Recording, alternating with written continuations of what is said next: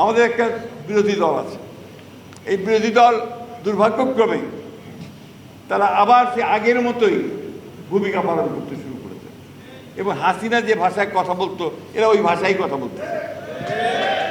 করতে দিব না, চলতে দিব না, শেষ করতে দিব না, হ্যাঁ এইসব বলতে শুরু করেছে না। টার্ম শেষ করতে দিব না, পারবে না।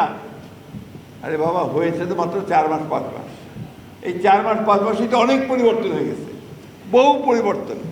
একটা ধ্বংসপ্রাপ্ত অর্থনীতিকে টেনে তোলা শুরু হয়েছে, একটা বিপর্যস্ত আপনার প্রশাসন তাকে ঢেলে সাজানোর চেষ্টা করা হচ্ছে, চেষ্টা শুরু করেছে। কাজটা তো এত সহজ না, এত তাড়াতাড়ি হয় না। আর ওদের চেরাগ তো নাই কারো হাতে, অথচ তাদের ভাষায় যে এই মুহূর্তে হতে হবে। আপনার তেলের, আপনার গ্যাস আর আপনার জ্বালানির সমস্যা হয়েছে।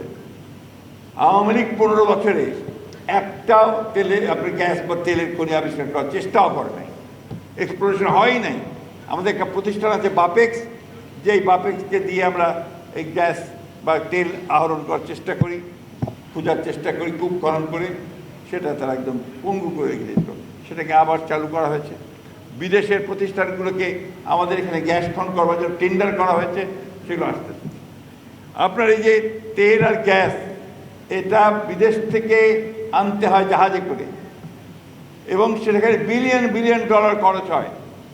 এই যুদ্ধ, ইরান এবং আপনার যুক্তরাষ্ট্রের যে যুদ্ধ, আমেরিকার যুদ্ধে, এই যুদ্ধের ফলে আমাদের প্রায় $4 বিলিয়ন ক্ষতি হয়ে গেছে। ইতিমধ্যে বেশি পেমেন্ট করতে হয়েছে। এর মধ্যে কিন্তু একদিনও আপনার তেল ছাড়া থাকেন নাই, একদিনও কিন্তু আপনার গ্যাস ছাড়া থাকেন নাই। কমেছে হয়তো, যেটা আপনার আগে 10টা পাওয়া যেত এখন তো 4টা পাওয়া যাচ্ছে, কিন্তু পাওয়া যাচ্ছে। এটা আমরা চেষ্টা করছি, ইনশাআল্লাহ অতি অল্প সময়ের মধ্যে এই সমস্যাটার সমাধান হবে। যেটা আমদানি করতে হয় সেই কারণে এগুলো বাড়ে। জিনিসপত্রের দাম একটু বেড়েছে কেন? যেগুলো আমদানি করতে হয় ওই জাহাজের ভাড়া তো বেড়ে গেছে, সব কিছুই বেড়ে যায়। যখনই আপনার বাড়ে তখন সব কিছু বাড়তে থাকে, ফলে এই সমস্যা আছে। তো এইগুলো জিনিস তো বুঝতে হবে, না বুঝলে তো আপনার এইভাবে হবে না। আমাদের দেখতে হবে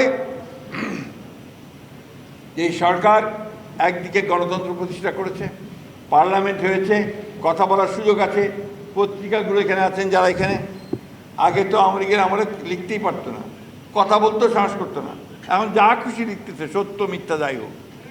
তারপরে আবার আছে আপনাদের সোশ্যাল মিডিয়া, ইউটিউব, টিউব আছে না, ওইখানে আবার দেখেন কী সমস্ত যা খুশি তাই চালাচ্ছে, তাহলে যার সত্যতা বলতে কিছু থাকে না, তাই না? এই জিনিসকে আপনার মোকাবেলা করে, চ্যালেঞ্জগুলোকে মোকাবেলা করে আমাদেরকে কিন্তু এগোতে হচ্ছে। আমরা আল্লাহ তাআলার কাছে আমরা ওয়াদাবদ্ধ যে আমরা আমাদের যথাসাধ্য আমরা চেষ্টা করব দেশের উন্নয়নের জন্য।